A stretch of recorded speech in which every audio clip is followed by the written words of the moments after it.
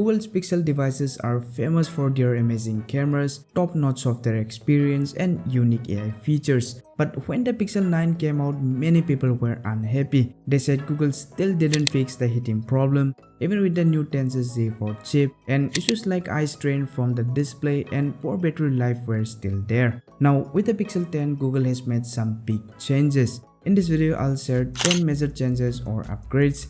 Let's get started. One of the biggest changes coming to the Pixel 10 is the processor. We all know the older Samsung made Tensor chips had issues, they just couldn't keep up in performance and they often ran hot, but this time Google is switching to a TSMC made Tensor Z5, aiming to fix two major problems: performance and heat. And here's the exciting part, the new Tensor Z5 not only promises better performance, but it also brings ray tracing support for better graphics, plus an upgraded vapor chamber to keep things cooler. In simple terms, games and heavy tasks should finally run smoother than ever on a Pixel.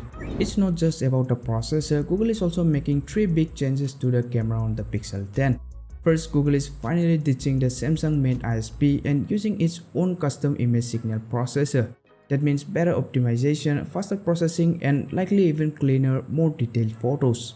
Second, improved stabilization. Google claims the new video stabilization will be as good as using a gimbal, so your videos should look buttery smooth even while moving. Third, telemacro photography. With the telephoto lens, you will now be able to capture high-quality close-up shots that weren't possible before. So even though the camera hardware itself hasn't changed much, these upgrades could make a noticeable difference compared to last year's Pixel. Google has also upgraded the displays this time. A lot of Pixel users have complained about eye strain and headache, but now the Pixel 10 is coming with a higher PWM frequency, which should really help reduce flicker and make it more comfortable for your eyes. On top of that, the base Pixel 10 will get a boost in HDR brightness up to 2000 nits compared to 1800 on the Pixel 9, and the Pixel 10 Pro and Pixel 10 Pro XL, they are expected to reach 2250 nits, up from 250 nits. So finally, using your Pixel outside on a sunny day shouldn't be a problem anymore. Google hasn't stopped there. There are some solid battery upgrades too.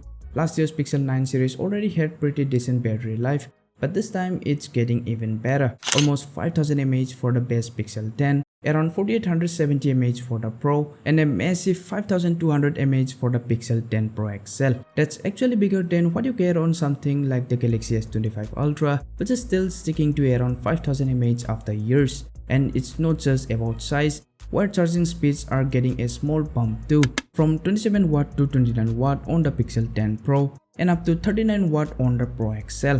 Wireless charging is getting faster as well. The Pixel 10 series will support 15 watt QI2 wireless charging, up from the current 12 watt on regular QI pads.